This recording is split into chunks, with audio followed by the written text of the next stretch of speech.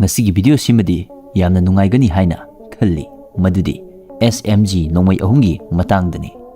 Maming oina pallabada Heckler Koch UMP PP19 Bizon amadi Chris Victor hariba khulai ahum sini. Adudi video makha tazaraage.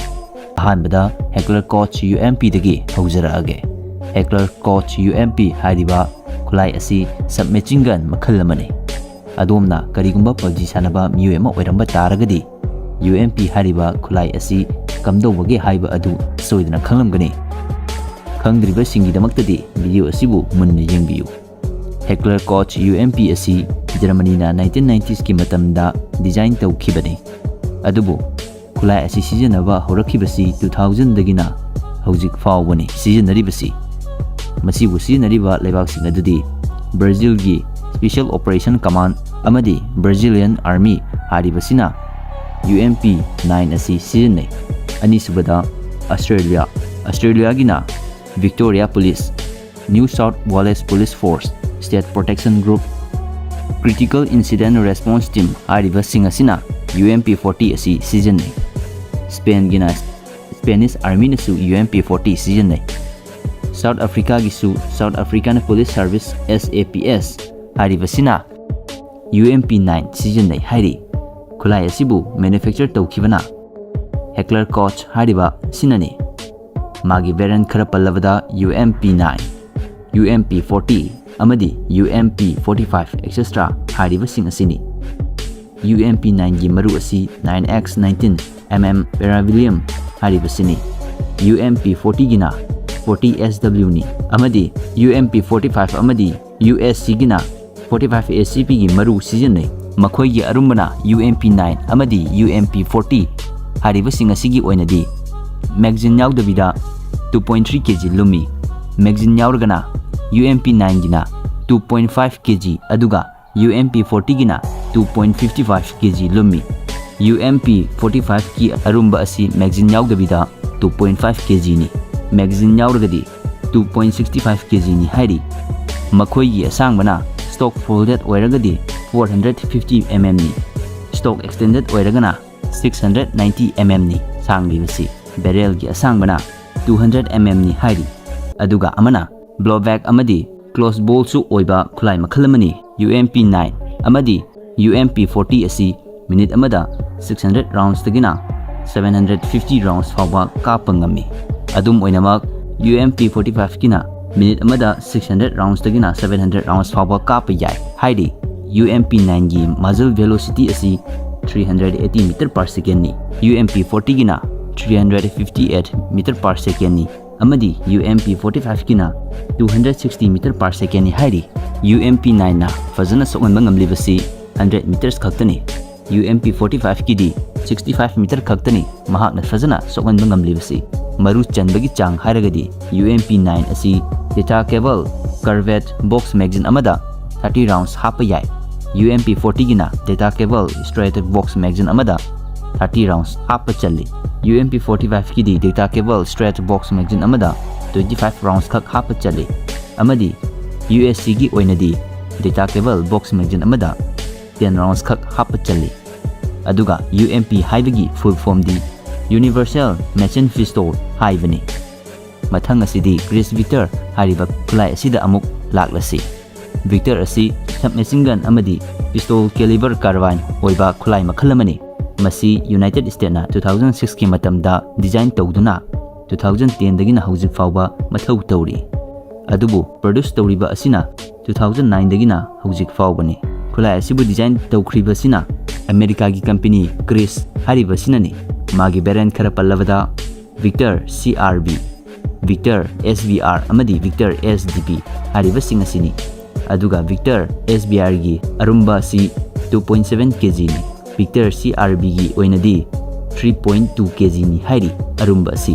Nongmei sing asigi asangba adu amuk haizaraage. Ahanbada Victor SBR asi 620mm sangi. Adubu stock folded oiragadi 410mm ni hairi. Victor CRV asigina 880mm ni sangi basi. Amadi stock folded oiragadi 670mm ni. Makhoi gi barrel gi asangbana Victor SBR amadi SDP ani sigi oinadi barrel gi asangba asi 140 mm ni. Victor CRV gi oinadi barrel gi asangba asi 410 mm oi. Adum oinamak Canadian version gi Victor CRV gi oinadi barrel gi asangba asi 470 mm ni hairi. Victor gi serising asina sianagadaba marusing adudi khara haijaramge.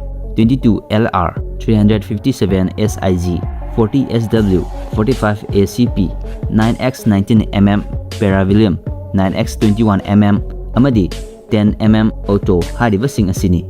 Victor gi serising asina sianaribasi aduga masigi khulai asi off axis ball travel blowback amadi close ball oiba khulai makhal amane. Khulai asi minute amada 1200 rounds kapa yai hairi masina takpadi khulai asi aduki mati pathau tawi takpani. Nongmei asina sokan ngamlibasina 50 meters ni adubu 16 inch ki barrel yauragadi 64 meters fawbadi fajana mathau pangthokpa ngami hairi. Maru chanbagi mawong asimadi tongan lei haibadi detachable box magazine amada 9x19 mm Paravillium gi maru asi 10 rounds 17 rounds 19 rounds 33 rounds natraga detachable Glock magazine amada 40 rounds si fawbadi challi. 45 ACP amadi 10 mm auto haribasing asidana 10 rounds 13 rounds challi natragana detachable Glock magazine amada 25 rounds chanba haribasing asini. Adubu magazine extension tawragadi 25 plus haibadi 30 rounds fawbadi hap challi. Masibu sinariba lebaksing adudi Bangladesh ki Bangladesh Army, Bangladesh Police amadi Directorate General of Defense Purchase haribasing asina Victor gi serising asi season nei. Panama gina Panamanian National Police aduga Thailand gina Royal Thai Army amadi Royal Thai Police haribasing asina season nei. PP-19 Bizon hariba khulai asi submachine gun makhal amani. Masi Russia na 1993 dagina 1995 fawada design tawduna 1996 dagi hawjuk fawa puthokli. Masibu manufacture tawkiba asina Ismas hariba sidani. Khulai asi Russia amadi Vietnam hariba lebak ani sina season nei. Nongmei asibu design tawkiba sina Viktor Kalashnikov amadi LG Dragunov hariba miyoi ani sinani. Magi barrel khara pallabada Bizon 2, Bizon 3, SN9P hariba singasini. Khulai asigi arumbana 2.1 kg ni. PP-19 gi asangba si stock extended oiragadi 660 mm ni. Aduga stock folded ki oiragadi 425 mm ni hairi. Bizon 2 gina stock extended oiragadi 690 mm sangi. Adubu stock folded oiragadi 460 mm ni. Barrel gi asangbana 195 mm ni. Adubu Bizon 2 gidi 230 mm ni hairi barrel gi asangba si. PP-19 Bizon asigi serising asina siyanagadaba marusing adudi 9x18 mm Makarov 9x19 mm Paravillium 380 ACP amadi 7.62x25 mm Tokarev haribasing asi season nei. Khulai asina minute amada 650 rounds dagina 700 rounds fawba kapa yai.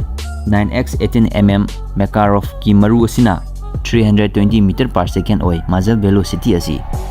Aduga 9x19 mm Paravillium haribasina 380 meter per second oi muzzle velocity asi amadi 9x18 mm Makarov na fazana sokman ngamlibasina 100 meters ni. Adum oinamak 9x19 mm Paravillium na fazana sokman ngamlibasina 200 meters ni. Maru chanbagi mawong sina helical magazine amada 64 rounds challi. Adusu 9x18 mm Makarov ki maruda amadi 9x19 mm Paravillium gi maru asidana helical magazine amada 53 rounds challi. Aduga amana PP-19 Bizon hariba khulai asibu design tawkriba designer asigi maming asi Viktor Kalashnikov ni haikre. Adom khambibra mahaki mapa asidi kana oiramgani haiba. Hujiki matamda AK-47 haina malemgi mafamsingda maming chatliba khulai asibu sakiba Mikhail Timofeyevich Kalashnikov hariba nupa asini. Viktor Kalashnikov hariba sigi mapa asi. Ngasigidi matang asida loisilage. Video asibu nungaibiba taragadi like, subscribe, share, comment tawbiramo. Aina haibada soikiba amadi walhoba yauragasu mayamna ngakpiyu.